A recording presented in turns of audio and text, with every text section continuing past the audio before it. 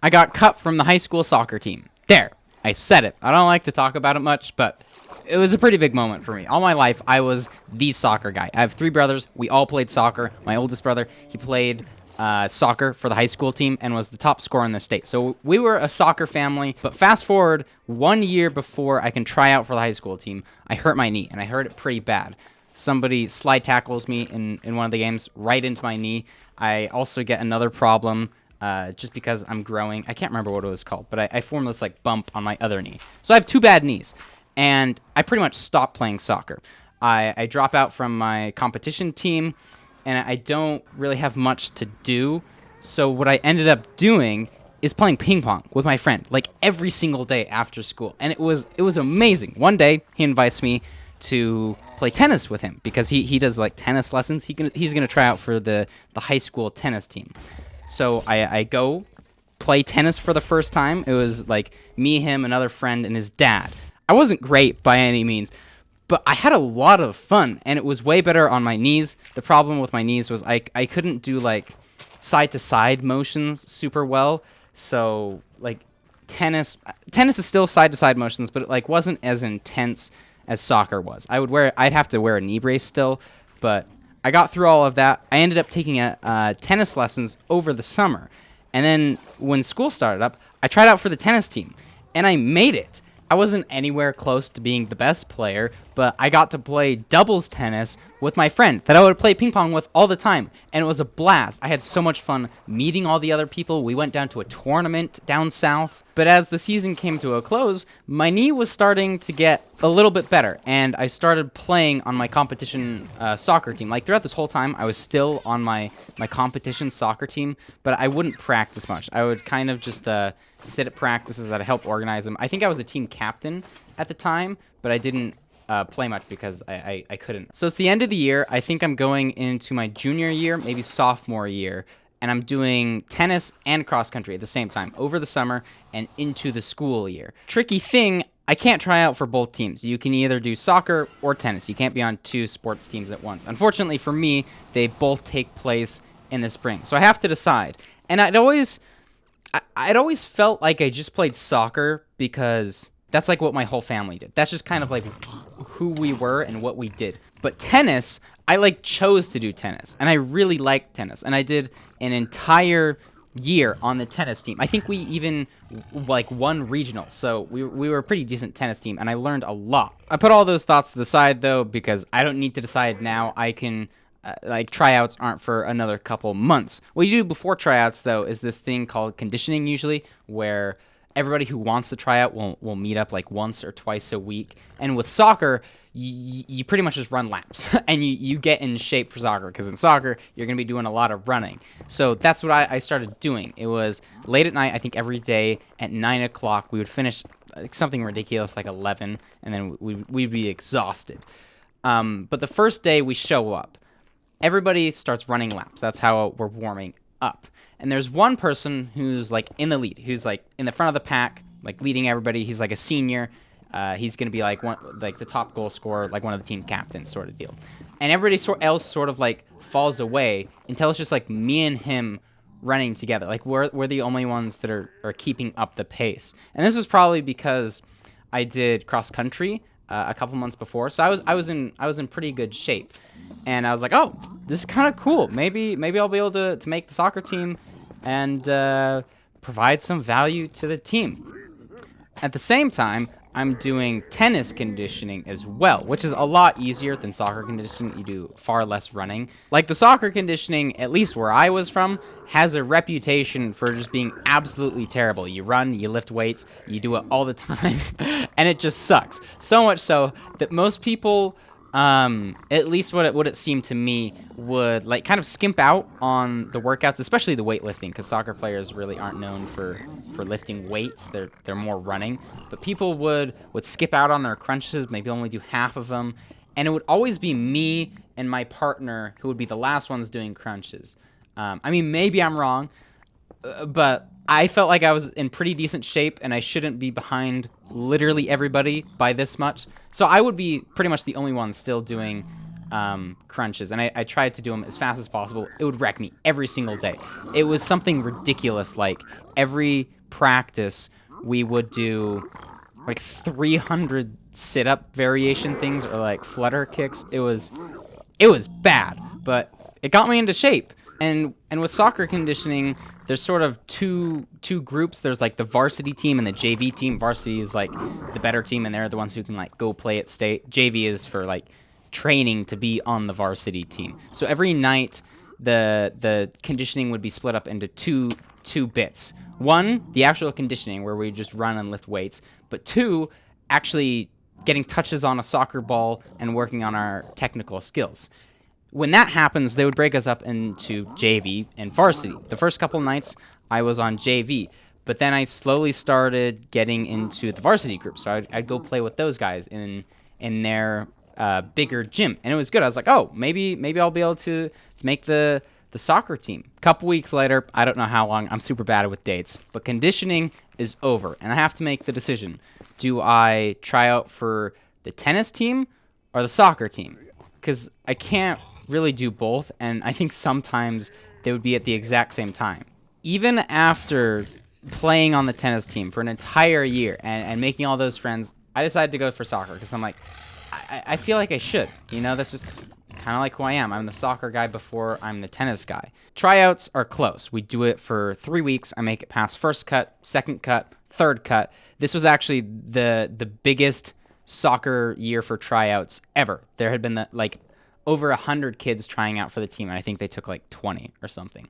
So I've made it to the last night. We're in the last week of practices, and I think they go pretty well. I'm getting some good touches on the ball. I'm making decent plays. I think I'm meshing well with everybody. In fact, I'm carpooling with some of the regulars from the soccer team who had been on it for 2 or 3 years. We'd ride together, and it's the last night of practice. This is it. They're going to cut a handful of people, and from there, you're going to start regular practices. You're going to do real games. And I remember this very specifically. After finishing a very tiresome last practice, I thought I got some good touches on the ball. They start calling names for who made the team. My friend, he's the goalie. He makes the team. He's on. My other friend who helped carpool, he makes the team. He's going to be like a left defending mid. My last name starts with an M. And since they were reading it in alphabetical order, I knew that if they said Martinez, there was somebody named Martinez with the last name on the team. If they said that, I wouldn't get called because my name was right before that. My other friend Jake makes the team, and then I hear it. Martinez. I had put so much work into this, and I didn't make the team.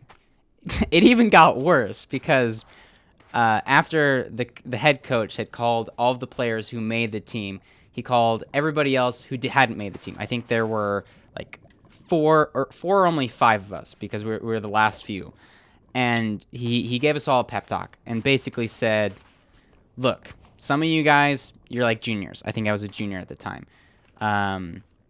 If you would have made the team, we probably wouldn't have put you on JV. JV is for like freshman and sophomore to learn. So you would have had to make varsity. And you just didn't make it. But come try out next year and you'll make the varsity team. And I remember like trying to hold back tears, and it was just kind of a surreal moment for me. I drove home and I was like, what am I gonna do with myself? What am I gonna do with the rest of this high school year? I talk it out with my mom, and she says, why don't you try out for the tennis team? The tennis team tryouts, like the final day of tryouts, were that next morning, so only a couple hours. And thankfully she talks me into it, but I'm going and I'm like, I don't think that's a good idea. I've already committed to doing soccer. That's just going to be really weird if I go to the coach and say, hey, I didn't make the soccer team. Can I be on the tennis team? You know, nobody wants to be like the second pick, you know.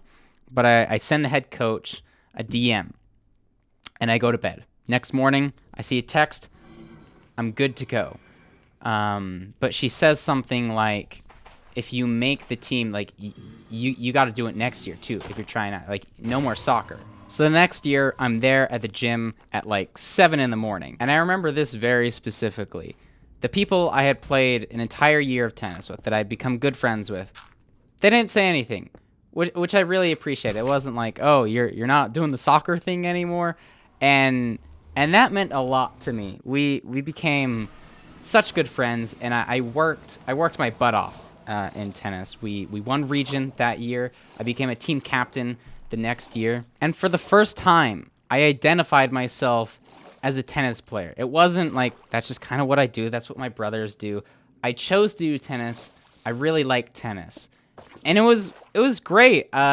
Senior year, though, unfortunately, COVID hits. I only get one game as a senior. Thankfully, it was the most intense game I'd had, like, almost ever. So it was a good bank to go off on. I got, in total, 3 years of tennis. I lettered in tennis. We went to a whole bunch of tournaments. I remember one specifically. We went down south a couple hours for a tournament. Somebody had brought an Xbox, and we played Minecraft on the Xbox for hours, which is kind of funny. That's what I'm doing with Minecraft right now. And the story continues as well. I coached tennis for 3 years after that point, and that was literally my job. I would wake up at 6 or 7. It gave me structure to my day. I would teach kids anywhere from, I don't know, 4 to 18 or something like that.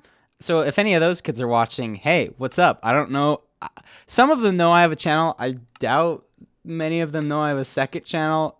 I don't know. If they're watching, that'd be kind of cool. I had a ton of fun teaching those kids. I would probably still be teaching tennis, but I remember maybe it was last year or the year before last. I forget. Doing Minecraft, everything is all kind of blended together. But if I were to teach the next year, like the year I didn't teach, I would have had to be in charge of everything.